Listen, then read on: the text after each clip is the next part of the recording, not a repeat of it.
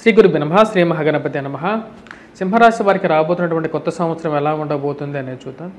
సింహరాశి వారికి ప్రథమ భాగంలో అంటే మే వరకు వచ్చేటప్పటికి కొంచెం అనుకూలమైనటువంటి ఫలితాలు కన్నా ఇప్పుడు ప్రజెంట్ ఉన్నటువంటి గ్రహస్థితి రీత్యా వచ్చేటప్పటికి అంత అనుకూలమైనటువంటి ఫలితాలు గోచరించట్లేదు. సప్తమంలో ఉన్నటువంటి శని వచ్చేటప్పటికి వైవాహిక జీవితంలోనూ ఫైనాన్షియల్గాను కొన్ని ఇబ్బందులను గురి చేసే విధంగా ఉన్నాడు. అదేవిధంగా గురువు యొక్క స్థితిరీత్యా మనం గమనించినట్లయితే ఈ యొక్క రాశి వారికి వచ్చేటప్పటికి వృషభంలో ఉన్నటువంటి గురువు అంత యోగ్యకారకమైనటువంటి ఫలితాలు కూడా ఇవ్వట్లేదు.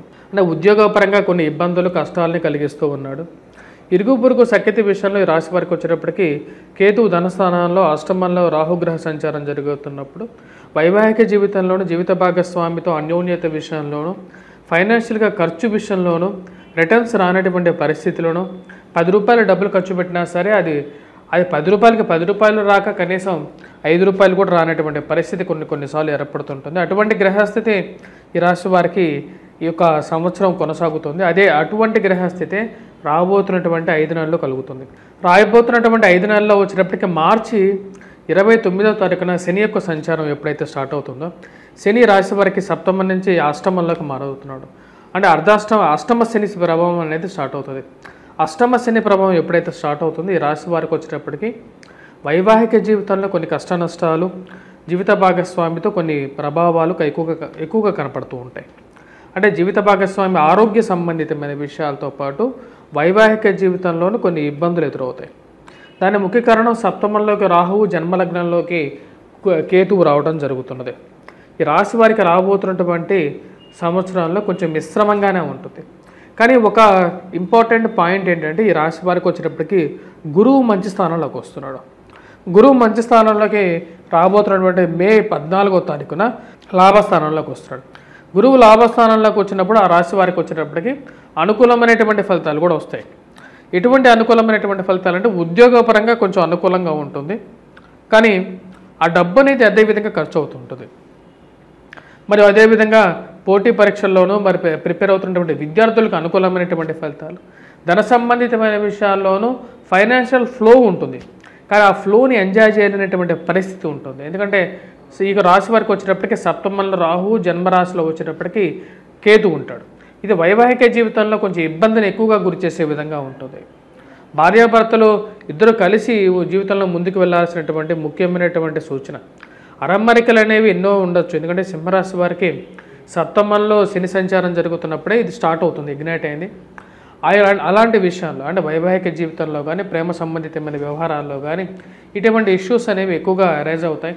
జీవిత భాగస్వామితో సత్సంబంధాలు అదేవిధంగా పార్ట్నర్షిప్ బిజినెసెస్లో కూడా ఇది కొంచెం ఇబ్బందికరకమైనటువంటి పరిస్థితి గురి చేసే విధంగా ఉంటుంది. ఈ సంవత్సరం ఉన్నటువంటి పరిస్థితికి దానికి అదేవిధంగా ముందుకు తీసుకెళ్తూ ఉంటుంది. ఈ రాశి వారికి విదేశీ విద్య విదేశీ ప్రయాణ సంబంధితమైన విషయాల్లో ఈ యొక్క రాబోతున్నటువంటి కొత్త సంవత్సరంలో అనుకూలంగా ఉంటుంది. మే 14వ తారీఖు తర్వాత నుండి మొదటి హాఫ్లో అంత అనుకూలమైనటువంటి ఫలితాలు గోచరించట్లేదు. ఒక గురువు యొక్క కొంచెం అనుకూలమైనటువంటి ఫలితాలు గోచరిస్తూ ఉన్నాడు.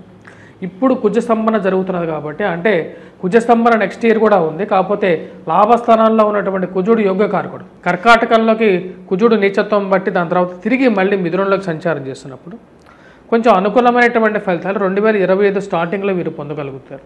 తర్వాత కుజుడు నీచత్వం పట్టినప్పుడు మళ్ళీ కొంచెం అధికమైనటువంటి ఖర్చు వాటితో పాటు మేలో జరిగేటువంటి గ్రహస్థితి కొంచెం ఎక్కువగా బాధించే విధంగా ఉంటుంది. ఈ రాశివారు వృత్తిపరంగా ఇన్వెస్ట్మెంట్స్ పరంగా పెద్ద ఇన్వెస్ట్మెంట్స్ చేసి బిజినెస్ స్టార్ట్ చేయాలనుకున్నటువంటి వారు కొంచెం జాగ్రత్తలు తీసుకోవాలి, చాలా జాగ్రత్తలు తీసుకోవాలి. పెట్టాలనుకున్నప్పుడు మీ యొక్క స్వజాతకాన్ని కూడా చెక్ చేసుకున్న తర్వాతే ముందుకు వెళ్ళాలి. ఎందుకంటే నెక్స్ట్ ఇయర్ ఈ రాశి వారికి సింహరాశి వారికి అంత అనుకూలమైనటువంటి ఫలితాలు గోచరించట్లేదు.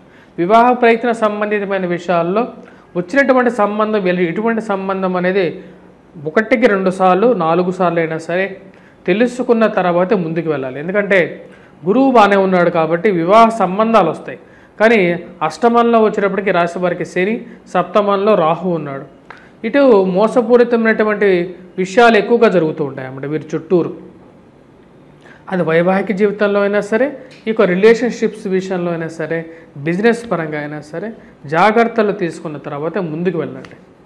మరియు అదేవిధంగా వ్యాపారాల్లో భాగస్వామ్య బిజినెసెస్కి వెళ్ళేటప్పుడు 1-2 సార్లు జాగ్రత్తగా ఉండండి. ఎందుకంటే సంవత్సరం బాగాలేదు, కొత్త సంవత్సరం అనేది సింహరాశి వారికి బాగలేదు. సో కాబట్టి కొత్త బిజినెస్లు ఆరంభించే ముందు తెలియనటువంటి వారు ఎవరో భాగస్వామ్యులు బాగా కలిసి వస్తుంది, మంచి బిజినెస్ వస్తుంది అని చెప్పినా సరే ఆ యొక్క బిజినెస్లో మీరు పెట్టేటువంటి మీ కష్టార్జితం సంపాదించినటువంటి డబ్బు ఇన్వెస్ట్మెంట్ చేసేటప్పుడు 1-2 సార్లు ఆలోచించి ముందుకు పెట్టాల్సినటువంటి ముఖ్యమైనటువంటి సూచన. ఈ రాశి వారికి వచ్చేటప్పటికి విద్యార్థులకు అనుకూలమైనటువంటి సమయంగానే గోచరిస్తుంది. కానీ ఆరోగ్యపరంగా మటుకు జాగ్రత్తలు తీసుకోవాలి. ఈ రాశిలో ఉన్నటువంటి వారు ఎవరైనా సరే, స్త్రీలైనా పురుషులైనా సరే ఆరోగ్యపరంగా జాగ్రత్తలు తీసుకోవాలి. మరియు అదేవిధంగా వచ్చేటప్పటికి విద్యార్థులకి కొద్దిగా కష్టపడి చదువుతారు. ఎందుకంటే గురువు యొక్క అనుకూలత రీత్యా విద్యార్థులు విద్యా సంబంధితమైన విషయాల్లో పనిచేస్తున్నటువంటి వారు, అంటే ఎవరైతే స్కూల్ మేనేజ్మెంట్స్ రంగాల్లో ఉన్నటువంటి వారు, స్కూల్ మేనేజ్మెంట్స్ కానీ, టీచర్స్ కానీ, లేకపోతే ప్రొఫెసర్స్ కానీ వీరందరికీ కూడా అనుకూలమైనటువంటి ఫలితాలు పొందగలుగుతారు. ముద్రణ రంగంలో ఉన్నటువంటి వారు, వారితో పాటు పుస్తకం రాస్తున్నటువంటి వారు, పుస్తకాన్ని రాయగలిగినటువంటి శక్తి ఉన్నటువంటి వారు, వీరందరూ కూడా అంటే కొత్తగా రాయాలనుకున్నటువంటి వారికి కూడా అనుకూలమైనటువంటి ఫలితాలు. కాఫీ, టీ స్టాల్స్, హోటల్స్ రంగాల్లో ఉన్నటువంటి వారు, ప్రొఫెసర్స్గా పనిచేస్తున్నటువంటి వారికి కూడా అనుకూలంగా ఉంటుంది. విద్యాలయాల్లో పనిచేస్తున్నటువంటి వారు, వారికి పర్మనెంట్ పొజిషన్ కోసం ప్రయత్నాలు చేస్తున్నటువంటి వారికి కూడా కొంచెం పాజిటివిటీ అనేది ఉంటుందన్నమాట. ఎందుకంటే విద్యా రంగానికి గురువు మూలకం కాబట్టి, గురువు మే 14వ తారీఖు నుంచి కొంచెం అనుకూలంగా రాబోతున్నాడు కాబట్టి వారికి కొంచెం అనుకూలంగా ఉంటుంది. కాకపోతే వీరికి ఫైనాన్షియల్గాను, ఇరుగు పొరుగు సఖ్యత విషయంలోనూ కొన్ని జాగ్రత్తలు, ఆరోగ్యపరంగా జాగ్రత్తలు అనేది చాలా ముఖ్యం ఈ రాశి వారికి. మరియు అదేవిధంగా ఎవరైతే ఈ టీ స్టాల్స్, హోటల్స్ రన్ చేస్తున్నటువంటి వారు కూడా మీకు స్వజాతకాన్ని కొంచెం చెక్ చేసుకున్న తర్వాతే మే 14వ తారీఖు తర్వాత కొత్తగా ఆరంభించాలనుకున్నటువంటి వారు ఈ యొక్క పరిస్థితి వీరికిలో ముందు వెళ్ళాల్సినటువంటి ముఖ్యమైనటువంటి సూచన. ఈ రాశి వారు స్పెక్యులేషన్స్లో, స్టాక్స్లో, వడ్డీ వ్యాపారాలు, బిజినెస్లో ఈ యొక్క సంవత్సరం అనేది అంత బాగలేదు. అంటే 2025 అనేది వీరికి అంతగా కలిసి రాదు కాబట్టి జాగ్రత్తగా ఉండాలి. మరియు సంతాన సంబంధితమైన విషయాల్లో సంతానం ఎదుగుదల గురించి, మరి బంధుమిత్రుల యొక్క సహాయాల గురించి మీరు మాట్లాడేటువంటి విషయాలు కూడా జాగ్రత్తగా ఉండాలి. అంటే వారి యొక్క సహాయం అనేది మీకు నామమాత్రంగానే ఉంటుంది. ఆ నామమాత్రమైనటువంటి విషయాల గురించి ఎక్కువగా పాకులాడాల్సిన అవసరం లేదని చెప్పి మీరే తెలుసుకుంటూ ఉంటారన్నమాట. అంటే చేస్తానటువంటి సహాయము మరియు అది అంతగా ఇదవనటువంటి పరిస్థితి.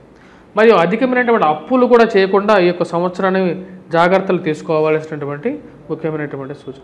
ఈ రాశి వారికి ముఖ్యంగా వచ్చేటప్పటికి లాటరీలు కానీ లేకుండా ఉంటే లక్కీ డిప్స్ కానీ కూడా తగలడానికి ఆస్కారం అనేది ఉంది ఈ కొత్త సంవత్సరంలో. ఎందుకంటే గురువు లాభస్థానంలోకి వెళ్తున్నాడు కాబట్టి మంచి స్నేహితులు, ఫ్రెండ్స్, రిలేటివ్స్ అందరూ కూడా ఈ ఫ్రెండ్స్ అనేవాళ్ళు ఈ కొత్త సంవత్సరంలో మే 14వ తారీఖు తర్వాత వీరికి కొత్తగా పరిచయం అవటం అనేది కూడా జరుగుతుంది. ఈ రాశి వారు చేసుకోవాల్సినటువంటి పరిహారాల్లో మొదటి 6 నెలలు అంటే మే వరకు వచ్చేటప్పటికి శని పరిహారం చేసుకోవాలి. ప్రతి శనివారం వచ్చేటప్పటికి వెంకటేశ్వర స్వామి దేవాలయ దర్శనం చేసుకోవటం, రాహుకేతువులు ఇద్దరికి పరిహారం చేసుకోవటం అనేది ముఖ్యం. అంటే దుర్గాదేవిని మరియు వాటితో పాటు వినాయకుడిని పూజించాలి. Second half of the year అంటే మే తర్వాత కూడా రాహుకేతువులు ఇద్దరికి పరిహారం చేసుకోవాలి. ఎందుకంటే జన్మరాశిలోకి కేతువు, సప్తమంలోకి రాహు వస్తున్నాడు. అభిప్రాయ భేదాలను కలిగించగలుగుతాడు అన్నమాట. రాహు సప్తమంలో ఉంటే మిస్అండర్స్టాండింగ్ని ఎక్కువ చేస్తాడు. సో కాబట్టి దుర్గాదేవిని మరి వినాయకుడిని పూజించాలి. అష్టమంలోకి శని సంచారం జరుగుతున్నప్పుడు ముఖ్యంగా ఈ రాశి వారు కంపల్సరీగా చేసుకోవాల్సింది ఏంటంటే వెంకటేశ్వర స్వామిని కూడా పూజించినట్లయితే సానుకూలమైనటువంటి ఫలితాలు పొందగలుగుతారు. స్వస్తి.